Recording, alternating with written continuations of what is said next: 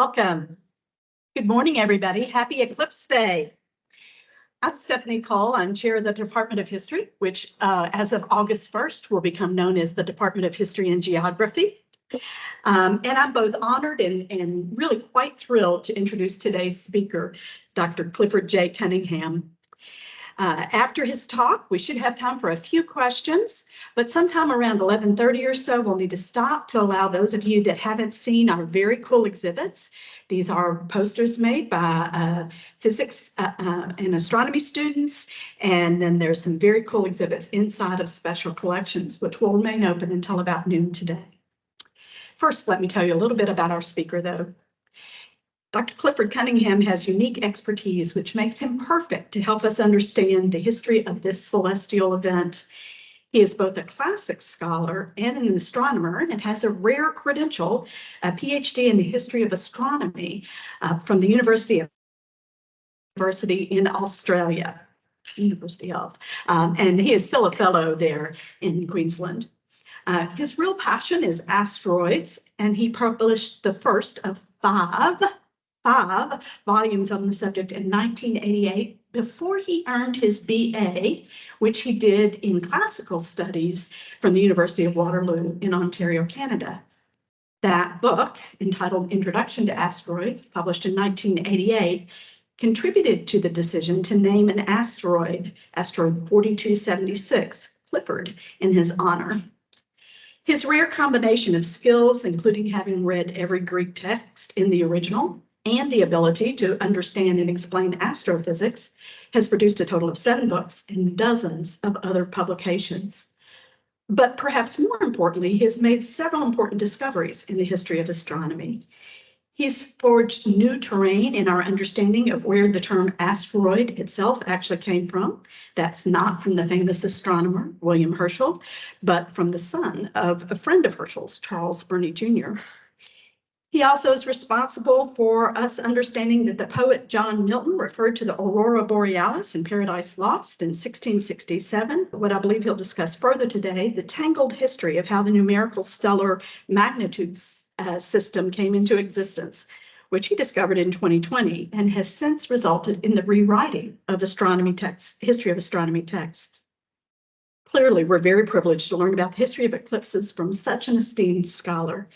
Please help me welcome Dr. Clifford Cunningham, who will discuss a total eclipse of the heart, how solar eclipses struck fear and wonder in the hearts of people for thousands of years. Cliff?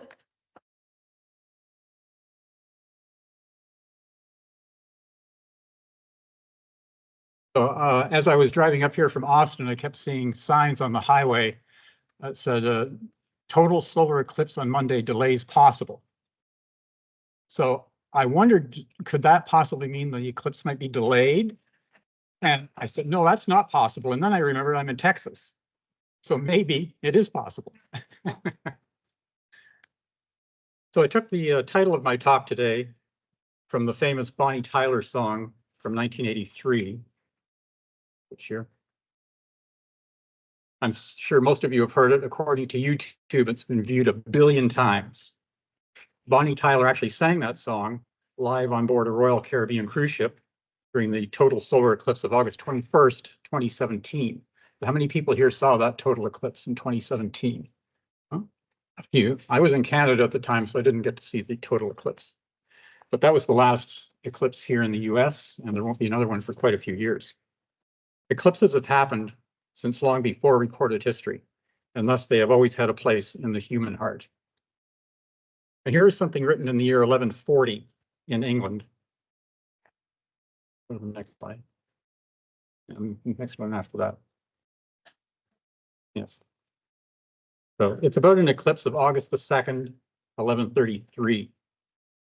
They said that the sun was the head of a dragon and the moon was its tail. And the appearance of this eclipse was related to the end of the reign of King Henry I. And there is something in the exhibit here on King Henry I. The chroniclers wrote this: the elements manifested their sorrow at this great man's last departure from England. For the sun on that day, at the 6th hour, shrouded his glorious face, as the poets say, in hideous darkness, agitating the hearts of men by an eclipse. The sun became, as it were, a 3-night-old moon, and the stars about it at midday. Men were greatly wonder-stricken and affrighted, and said that a great thing should come hereafter. The key concept I want to leave you with here this morning is this. Today, you will learn how to value darkness. Just move this a little closer to you. Yeah, sure. Having trouble hearing. Is that okay? Yeah, it's fine. So is anyone ready for shadow time? As we just saw in the last slide, that was a virtual reality documentary that I experienced at South by Southwest last month. And even though it did not feature a solar eclipse, the title is perfectly evocative of one. Now, the National Science Foundation kindly set up this backdrop for me to display the different phases of a total eclipse. Beginning at the top, the moon takes a nibble out of the solar disk, and over a period of some minutes, it gradually takes more. When there is only a tiny fraction remaining, we get the diamond ring effect shown at left, and then totality at the center, where we can see the solar corona, where the temperature reaches 2 million degrees, almost as hot as summer in Texas. And NASA is actually launching 3 sounding rockets today to observe the solar corona. And it's also launching an airplane from El Paso to observe the eclipse. So that plane will be going up in just a few minutes. So last year I saw the annular eclipse of the sun in Kerrville near Fredericksburg. And that same area of Texas is being treated for the total eclipse today. Next slide. So this highly scientific map actually comes from a t-shirt.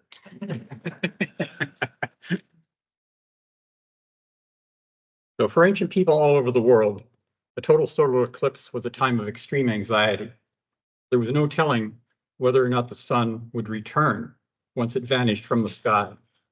In the sky of Norse mythology await 2 wolves, Skull and Hati. These wolves live for the chasing and the hunting of 2 very important celestial beings, the sun and the moon. If Skull or Hati were ever to catch the sun, that would signal the end of the world as we know it. It would be a total eclipse of the heart of humankind. So when the sun starts to vanish today, begin making noise. Blast that music or bang your pots and pans. If you have nothing else, screaming works just fine. You can invoke the god of war or his son, Thor.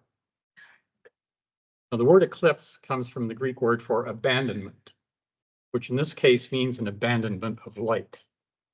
That, of course, is darkness, but that does not mean the dark side. This is not a Star Wars convention, and Darth Vader is nowhere to be seen. But I can't resist showing you this photo, which was signed for me by several science fiction stars. And as you see, I really did meet Darth Vader in 1996, and he was actually quite charming. David Prowse was his name. He's no longer with us, unfortunately. So the kind of darkness I'm going to talk about today is entirely astronomical, including the kind that happens during a total eclipse of the sun. I'll explore the concept of wonder and fear, especially in the early modern era. And towards my conclusion, I'll talk about how a certain very famous scientist used a solar eclipse as the grandest scientific experiment of all time. Even though we no longer fear eclipses, the sense of wonder is still very much with us here on this very special day. Darkness captivates, baffles, and appalls us. As Jacqueline Yallop wrote in her 2023 book, Into the Dark, it's a shifty thing of many textures and moods. It can be an absence, such as a total solar eclipse, and a presence, a solace, and a threat. Today, we must value darkness. Now, fear naturally evokes the image of monsters. The modern fear of monsters really began with the creation of Frankenstein's monster in 1818. This image is from a 1931 film. Now, you might think monsters have no place in our rational scientific world, but consider the title of this famous paper from 1979. This is about a very important and serious mathematical problem. If you read the last sentence, you will see that the monster has not yet been proved to exist. But just like monsters in the sky, that did not stop people from believing in it. In this case, it actually took until this year, using string theory, to prove the monster does exist. And that, as you see, brings us directly to the moon, which today will be responsible for a monstrous attack on the sun. When the sun is totally eclipsed, turn your attention away from the sun for a few seconds and look at the color of the sky. When did people first realize the sky or space is really black and not blue? This question was posed to me by Dr. Leonard, president of the Milton Society of America. He said he'd been asking astronomers and philosophers that question for 30 years, but no one could give him an answer. Based on my discovery of the description of the Aurora Borealis in Milton's Paradise Lost, he knew I had the ability to find answers to questions that no one else could. So I embarked on a quest to answer this fundamental question about our perception of the cosmos. Like a total solar eclipse, darkness is equated with the lack of light. So it's just another aspect of the same thing. So for the next few slides, I'm going to present you with a highlight of my study, which has not yet been published. You get to see and hear this for the first time. I'm actually planning on a book for this, as the issues involved are quite fascinating. There are actually two interrelated issues here, the blackness of the sky and the blackness of space. So I'll show you some elements of both without getting bogged down on the details. Now, you might think that everyone could agree that space is black, but the first definitive statement that space is not black comes from 1534. Yet dark is not the firmament. Palingenius is saying that starlight keeps space from being black. So in 1656, we find the cause of night, first explained by Henry Moore in this book. In a book on enthusiasm, which has eluded historians of astronomy because astronomers tend not to be very enthusiastic. But I read very widely, and I find things in books that you would not normally think of as harboring important elements of history of astronomy or history of science. So he wrote that the absence of the sun is not the cause of night. Night is brought on by the rays of dark stars that envelop us in darkness. Quite wrong, but very inventive.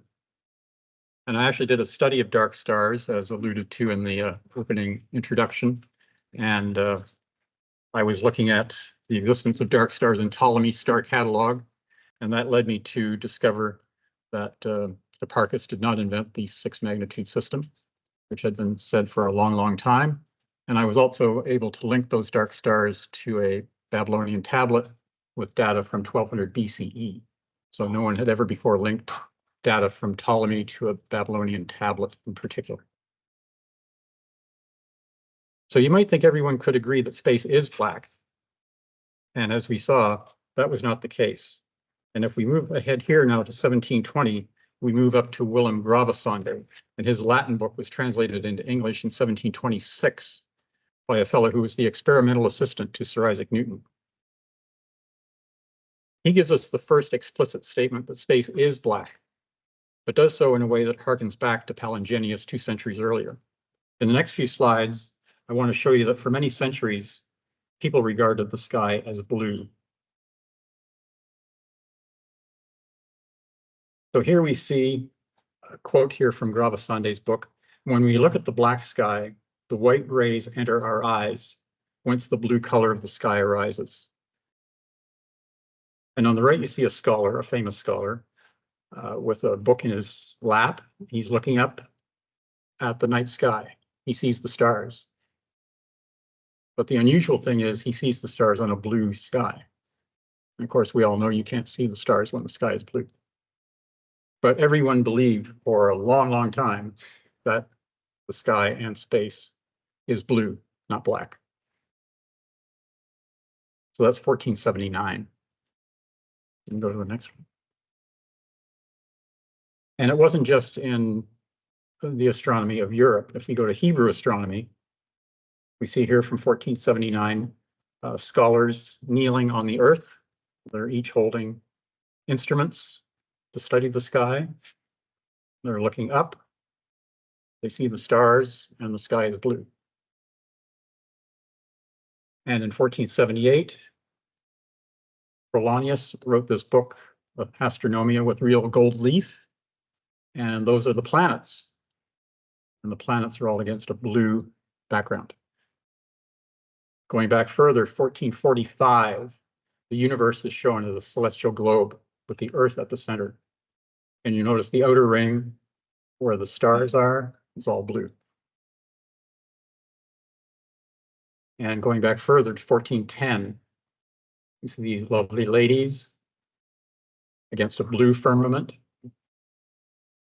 The moon is on the left, the sun is on the right, stars are visible, stars surround them, everything is blue, not a suggestion of a black sky or black space.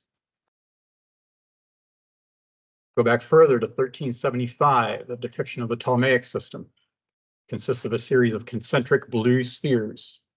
The space inhabited by the stars is shown as blue, not black. And I can take you all the way back to the 11th century. This is particularly interesting. It shows two orbs. The orb at the top is daytime. The orb at the night is below it. The stars are visible in the lower one. Both of them are blue. There's no difference between the daytime and the nighttime. So why was that? So the first depiction of space as black comes courtesy of Kepler, the famous astronomer, in 1618. Now, this critically important diagram has not been properly analyzed or integrated into our knowledge of the history of astronomy. I have a 1,000-page book at home on Kepler, and it's not even mentioned, which I find quite extraordinary. And Dr. Jackie, in his book about Olber's paradox, he also overlooked it. I wish I'd realized this back then because I was in correspondence with Dr. Jackie, who is no longer with us. But yeah, I have no idea why people have ignored this diagram. So to finally answer Dr. Leonard's question, two writers around the year 1829 came up with an explanation for why the sky is black. George Darley envisions ascending like in a balloon until we reach the top of the atmosphere, where we see only the direct beams of the sun. Those very same beams that will be hidden from us today. And William Rhind also realized there would be total darkness at the extreme verge of the atmosphere. Where it terminates, there is no reflection at all or total darkness. So it's only been 2 centuries since man realized that space is black. But I'm going to leave the last word on this to the year 1888 from someone who wanted to paint a starry sky. I'm sure you all know who that is. Vincent van Gogh, of course. And I just became aware a couple days ago that a new species of gecko was first identified in India very recently. It's been called the Van Gogh starry dwarf gecko because its color patterns and colors are exactly the same as what Van Gogh painted in his Starry Night paintings. So I found this quite fascinating, so I decided to actually enter a Van Gogh painting. You see the table that the cafe are set up, and I'm sitting at one of the chairs there. So when I looked up from my seat at the cafe that Van Gogh painted, I saw a blue sky at night. So maybe Van Gogh was right after all. He wrote, "The night is more richly colored than the day." And his work was not lost on an Eclipse artist this year who combined a Van Gogh view and Snoopy.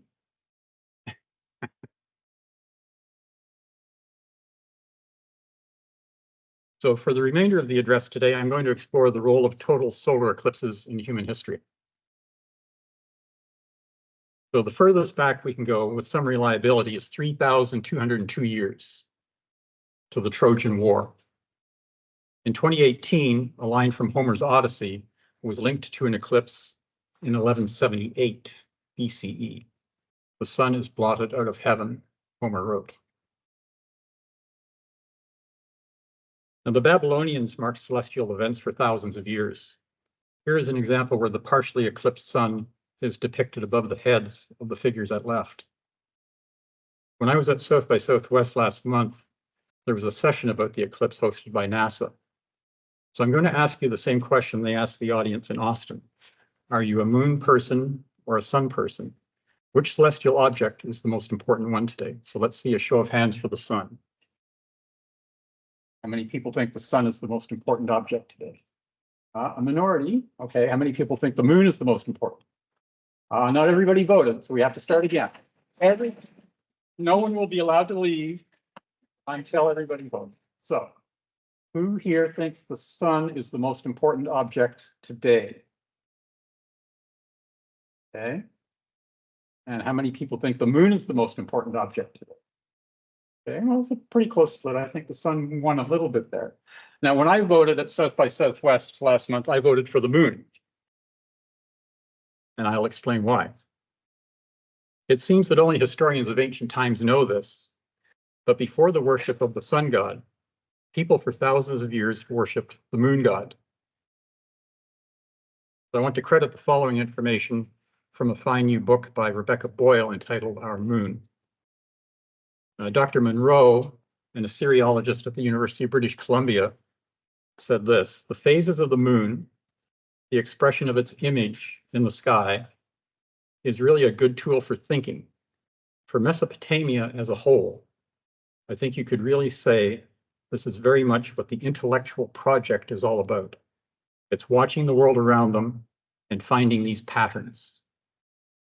The key application of this pattern finding was timekeeping, the very thing currently on the agenda for our exploration of the moon. NASA was tasked just last week by the White House to create lunar standard time. One of these patterns revealed itself to be the eclipse cycle of 6,585 days. So that's what they found back in Mesopotamia. The affinity of the Sumerian civilization with the moon goes back much further than that. It began 6,000 years ago. Its chief deity was the moon, and its chief city, was the moon city. In 2004 BCE, marauders broke down the walls of leveled the moon god's temple, and brought the Sumerian era to a final staggering end. I found Boyle's account of this and the ultimate end of the moon god to be the most fascinating portion of her engaging book. 15 centuries after the fall of we come to Nabonidus, the last Semitic king of Babylon. All but expert historians may be forgiven for not recognizing his name, as he was confused for a long time with his predecessor, Nebuchadnezzar II. Under orders from Nabonidus, scholars studied the moon to better predict eclipses. This scientific enterprise became the legacy of Babylon. From the dutiful records of celestial omens, the reality of the heavens emerged. This reverent record keeping was about charting the movements of the actual moon across the sky, and the result was the beginnings of mathematical astronomy.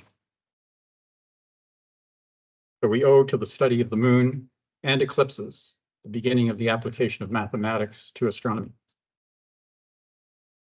Now we move up to the famous Battle of the Eclipse, which was fought in 585 BCE.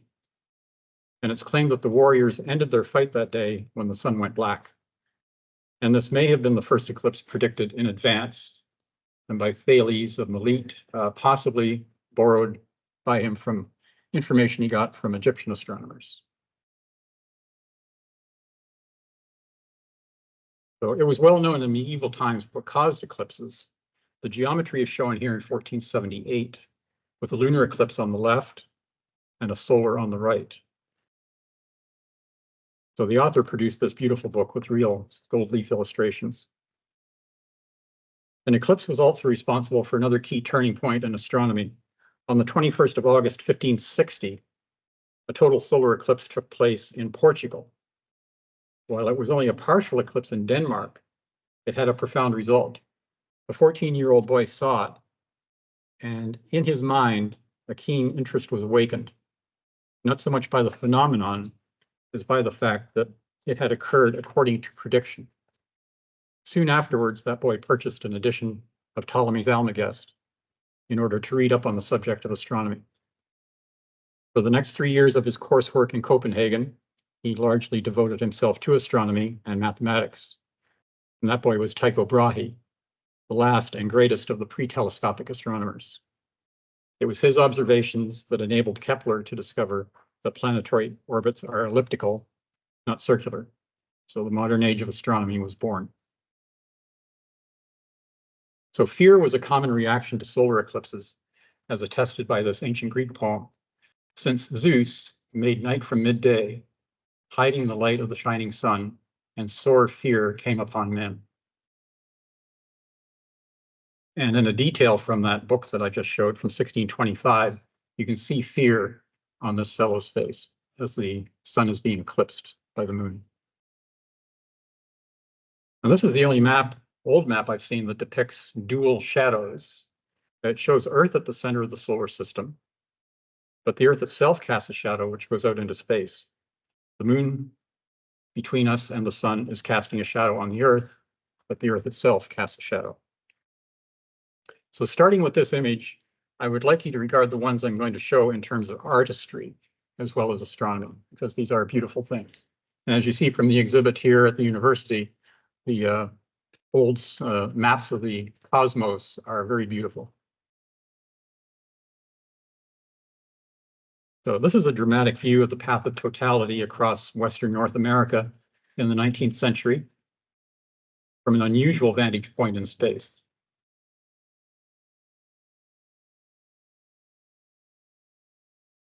Well, the solar eclipse of 1706 was the first to have its path across Earth's surface accurately predicted in advance.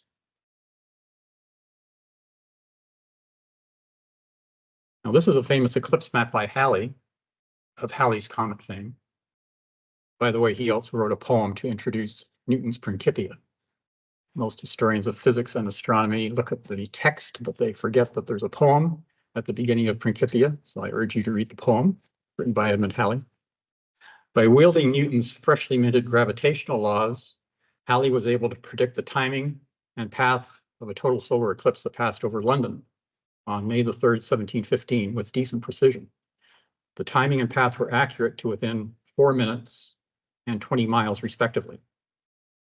Now, Halley may have been thrown off not from any failing of Newton's laws, but because of inaccuracies in records of the moon's motion. With the publication of this map, Halley was one of the first professionals to engage the public in astronomy. He invited interested volunteers to time the beginning and end of totality. Participants were requested to send him the data along with their location. This, he promised, would aid in his calculation of prediction of future eclipses. It was clear that May Day in 1715, and this is what Halley wrote. A luminous ring of a pale whiteness, or rather pearl color, a little tinged with the colors of the iris and concentric with the mouche. And he expressed the change in sky color from perfect serene azure blue to a more dusky, livid color, having an eye of purple intermixed.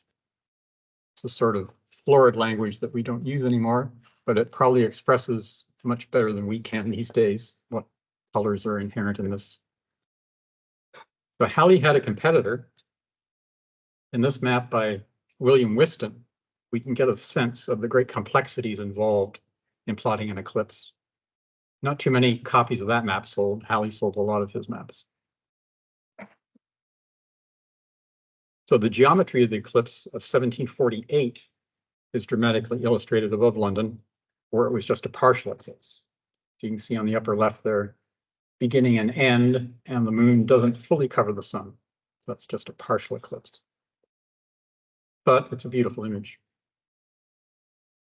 Now in 1766, Captain Cook observed from a place he called Eclipse Island on the east coast of Canada. And today's eclipse is also visible from there.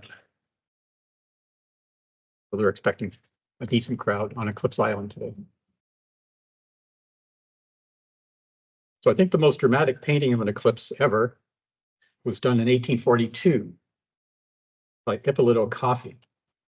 He wrote this: The theme of the eclipse seemed something extremely difficult to depict in a painting, and sublime, such that I was, for days, unsure of attempting it. But later, encouraged by all of Venice that I knew how to handle these effects, I started a painting 5 feet wide and 3 feet high, which I hope I can finish by the next exhibition, which he did. And this modern piece shows the same triangular light effect with an eclipse at the top. So by the 1860s, we arrive at the era of truly artistic studies of total eclipses. A critical advance occurred on August 18, 1868, when international teams of astronomers observed a total solar eclipse in southern India and Southeast Asia. Among them were Norman Lockyer and Jules Johnson, who together studied the spectra of solar prominences that were suddenly visible around the moon's occulting silhouette. Those prominences are the red things you see there. Those spectra allowed them to reveal the presence of a new element on the sun that was previously unknown on Earth. It would take decades for earthbound chemists to isolate the element, which they named helium, after the Greek word helios, meaning sun. But helium is the only element that was discovered in the heavens before it was found on Earth. And this sketch of the 1868 eclipse was done by M. Stefan. This amazing pastel was rendered by a French artist in 1878 from a site in Creston, Wyoming. Quite beautiful. This was actually the most famous eclipse in Texas prior to this one. There was a Fort Worth eclipse party on July 29 at the Lomax farm outside of Fort Worth. So here's their description. The darkness was not so great as to prevent reading, but objects 200 yards off could not be distinguished easily. Fowls roosted on the ground where they were feeding when the darkness came on rapidly. At the moment of totality, continued shouts went up in town, a mile off from Mr. Lomax's. The totality lasted a period of 2 minutes and 42 seconds. The scene during the observation was one that would remind an old veteran of a decisive moment in battle, when all are trained to duty at respective posts. Between the time of the first and last contact, no noise or word was heard, save the slow measured dictates of the observers to their recorders. Lightning in the south during totality added to the grand scene of an event, which goes into scientific history. And in Dallas that day, Professor David Todd of the Naval Observatory of Washington took observations and made a thorough but fruitless search for an intramercurial planet. So many people at that time believed there was a planet closer to the sun than Mercury. It was called Vulcan, and a lot of people were looking for it during the time of a total solar eclipse. And the fact that he could not find it pretty much put the nail in the coffin of the idea that there was such a planet. And in fact, we know now there is no such planet Vulcan, except in Star Trek. But that's not in the solar system. So in 1918, the eclipse was the last of a certain era, but the people at the time didn't know that. So Samuel Mitchell led the US Naval Observatory expedition in 1918. He wrote, "Who is not interested in the total eclipse of the sun? He who has once seen such an eclipse can never forget it. The slow but graduate obscuration of the sun, the darkness covering the face of the earth, even at noontime, and the glorious sight that meets the eye during the few short minutes of totality."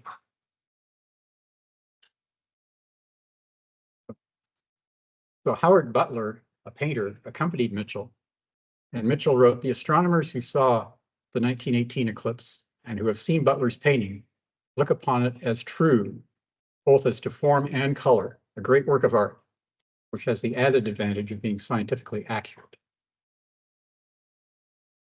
And these were the days before photography was able to properly capture what we see at the eclipse. So in 1919, Eddington and Einstein forever banished the mystery of solar eclipses by using the eclipse not just as a spectacle to be feared or admired, but as a scientific instrument of the highest order. Imagine the whole sky being used as an instrument, an experiment in science. So using his theory of general relativity, Einstein made the seemingly crazy bet that the star's position in the sky would shift during an eclipse, and even calculated by how much. Frank Dyson and Arthur Eddington took up the challenge, leading 2 expeditions, one to the island of Principe off the coast of Africa, and the other to Brazil. These astronomers measured the apparent positions of stars near the sun during the total eclipse of May 29, 1919, and found them out of alignment in exact accordance with Einstein's predictions. And this is what catapulted Einstein to the super fame that no other scientist since Newton has ever achieved. The next year, during a dinner at the Royal Astronomical Society, Eddington recited the following poem, which he had written as a parody of the Rubaiyat of Omar Khayyam. "Oh, leave the wise our measures to collate. One thing at least is certain, light has weight. One thing is certain, and the rest debate, light rays, when near the sun, do not go straight." And just to make sure I got my information on this correct, I discussed this with Dr. Einstein just last year. And as you see, we had a very fruitful discussion. Now, you will remember I showed you the maps of eclipse over England by Halley and Whiston. So this graphic puts the fact that the 1927 eclipse is the first to be seen there in 200 years. So from any particular spot on Earth, if you're in England, you'd have to wait 200 years from the time of Halley to 1927 to see an eclipse. So it is, for a lot of people, a once in a lifetime event, unless you actually move around on the planet to specifically look for them. And my favorite eclipse photo comes from that event. A group of nurses eagerly watching totality. Now, you are likely wondering if it will be too cloudy to see the eclipse today. So let me tell you about a story from the 1927 eclipse. So 50 miles north of Manchester, England, lies the amusingly named town of Giggleswick. The weather there was defiant until almost the last moment, but the clouds swept away and totality was seen in a perfectly clear sky. That's the fickle English weather for you.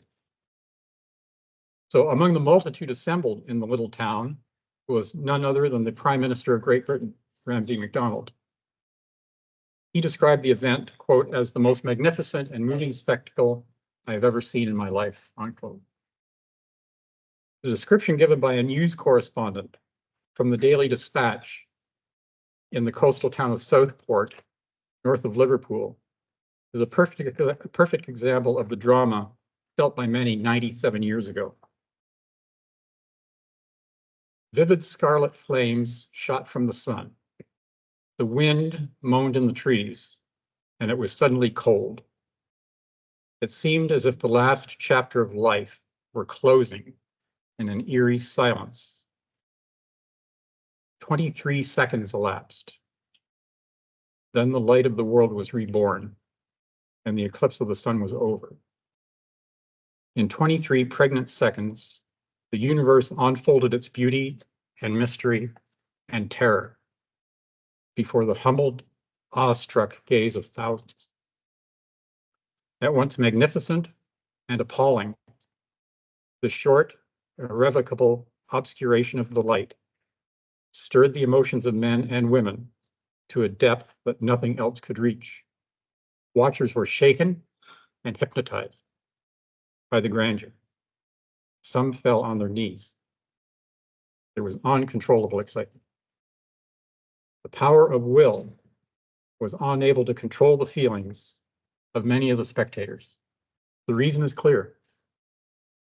A momentous spectacle like that evokes the primitive, savage instincts in man.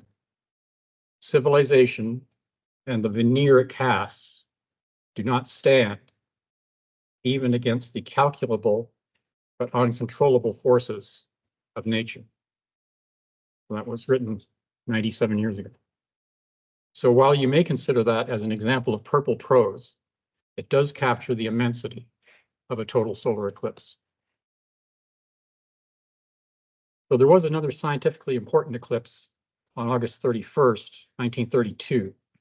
As the origin of cosmic rays was uncertain, Nobel laureate Arthur Compton flew his equipment in an airplane 100 miles north of the Arctic Circle that day. If some cosmic rays came from the sun, their number would decrease during an eclipse, but his readings showed no effect at all. So the ultimate origin of cosmic rays is still uncertain. And I think that might have influenced Roy Lichtenstein in his painting. To bring my artistic entries to more recent times, he titled two of his paintings from 1975 Eclipse of the Sun.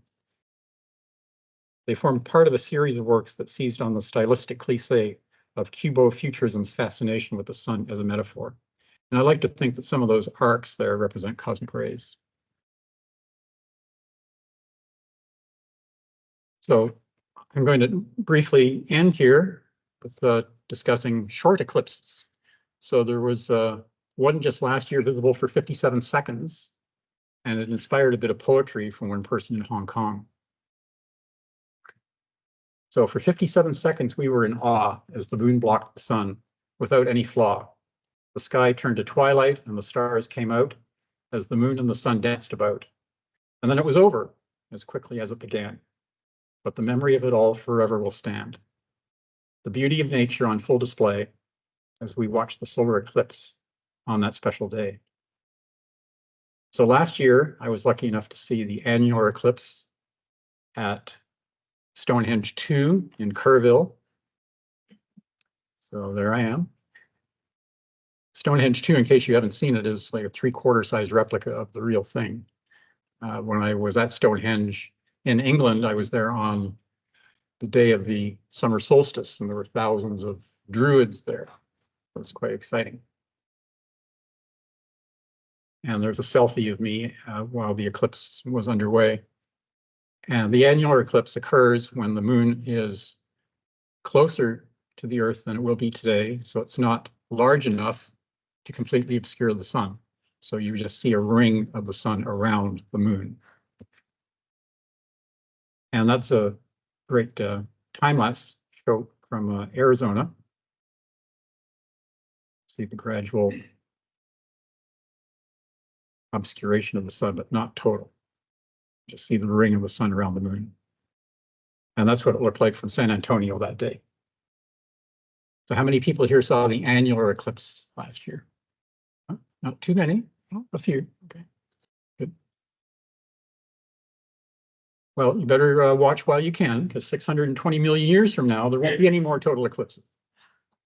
Because the moon is moving away from the Earth gradually, and only annular eclipses will be visible from then on. And I met this eclipse veteran when I was there. So I'd like to thank Dr. Kelly Corrick. She hosted the NASA event at South by Southwest. She's the official eclipse coordinator for the space agency. So we had a nice chat there. And I'll just leave you with some credits and references. So thanks for your attention.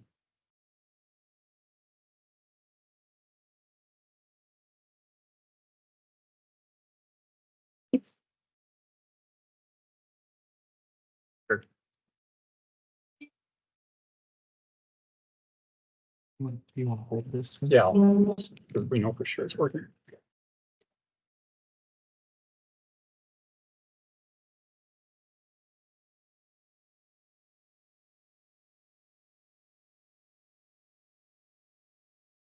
So going back to the beginning part about the colors, so these reds and the fact that we think the sun is yellow, is that because we're seeing it through Earth's atmosphere? What does the sun look like outside of the Earth's atmosphere? Is it still shades of red and yellow because of its age or what kind of star? Outside of its atmosphere, it's a yellow star.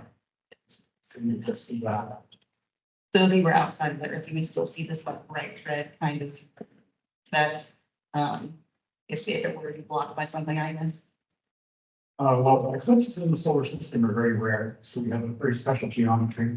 The sun is It's a ratio of 400. It's distance to the sun on the side of the moon, the sun, so it's a unique situation here. There's no other place in the solar system you can see a total eclipse. We're actually living in a dual planet system. The moon is really a mini planet.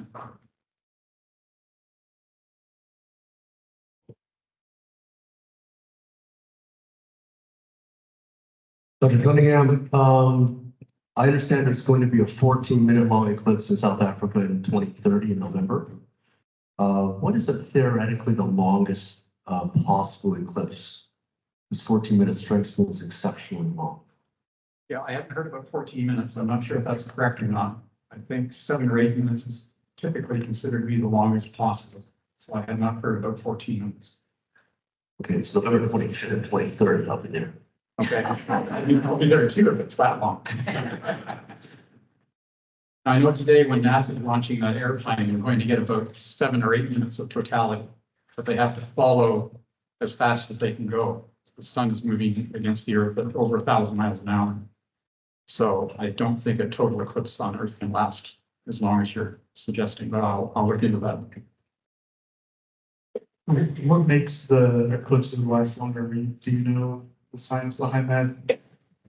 So what makes ours, 3 to 4 minutes versus the 7 minutes that you might get, or 57 seconds that Australia got? Well, it's all geometry. It's all celestial geometry. And I'm not a celestial mechanician, so I can't give you the precise answer. But depending on where you're at, even today, the length of the eclipse can change. Now, that one I mentioned in Australia last year, obviously that was not on the center line. They were probably right on the edge of totality, so we got a few seconds of totality. Yeah, so we heard that the path of the total eclipse slipped a little bit because of the miscalculations. Can you help to explain the miscalculation? I'm not aware of any miscalculations. So it's been In the past, there were miscalculations. in the past. Well, in the past, we didn't know the motion of the moon. And calculating the exact position of the moon is incredibly difficult. People in the 1800s thought they had solved the problem, but they didn't, even with all their high-flowing mathematics, which were really very well advanced in the 1800s. So it took until the computer age to really figure out incredibly complex motions of the moon. And just a tiny variation can throw things off by quite a few seconds. And you've probably heard of a leap second. Scientists have added leap seconds to the year every now and then of late. So the next one is going to be subtracted. As the motion of the water on the planet has changed, they're attributing some of it to global warming. I don't know what the actual cause is, but instead of an extra second being added, they are taking a second away the next time that's being done, which is sometime later this year. And it's either mid-year or at the end of the year. So computers might have to be reset, and financial will possibly be in a muddle because the second will disappear. So these things change all the time. But as I said, motion of the moon is one of the most complex motions in the solar system.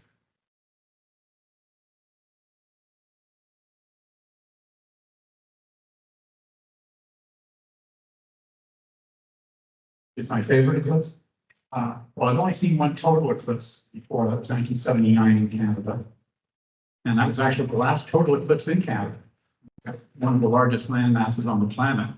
But from 1979 until today, no total eclipse anywhere in Canada. I saw it in Manitoba, so that's my favorite. I was on the ground. We had the option of going up in a small airplane to look because there was a possibility of some cloud cover, but I'm glad I stayed on the ground. It was a fantastic image. And of course, the annular eclipse last year, that was my first annular eclipse, so that was also very exciting.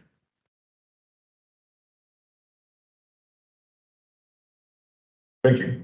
If everything is an energy exchange and alignment with the sun and the moon is direct like it is here today, would the life-giving force from the sun change the energy that the moon is sending to us?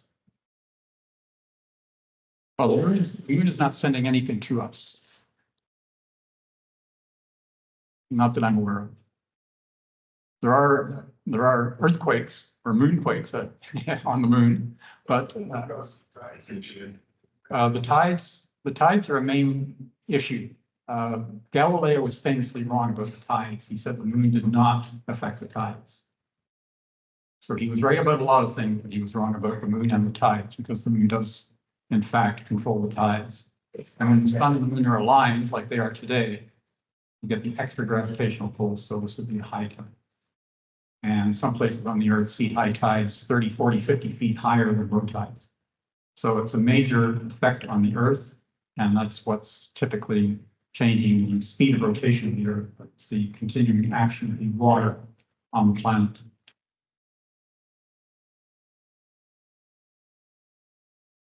I love your glasses and your. Oh, thanks. I was gonna say, I can, so even if it's cloudy, it's still gonna be dark. yes. And then, does it really affect plants and animals? Even if in a cloudy sky. Yeah. Well, I suggest you go to Lomax Farm outside of Fort Worth and find out. Yeah. I'm sure it affects different animals in different periods. They might just regard it as an approaching storm, because it can get very dark outside when there's a storm approaching. So they might just react to it in that sense. They obviously don't understand what's going on. They just see light either increasing or decreasing.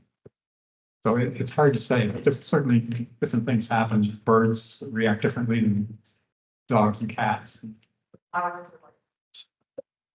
Well, if flowers are not highly sensitive to light, they would close up.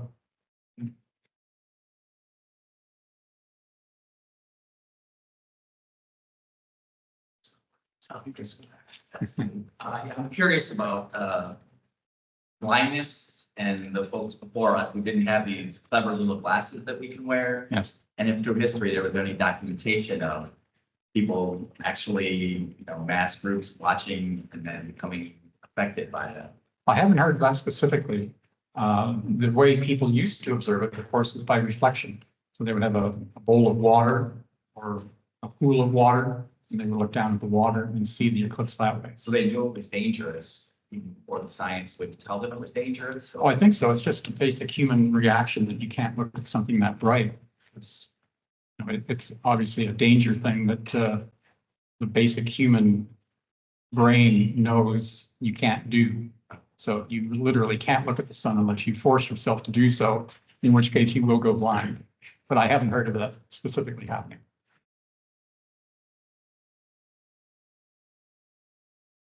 Okay.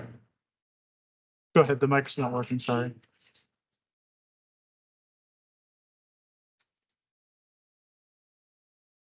Yeah, there's different terminologies involved. We have the total eclipse, we've got partial eclipse, we've got the annular eclipse, and then you've got the lunar eclipses as well. And quite often, the lunar eclipse will occur shortly before or shortly after solar eclipse, because of the alignments are still very close to the same. So it's really the annular eclipse that's quite unusual.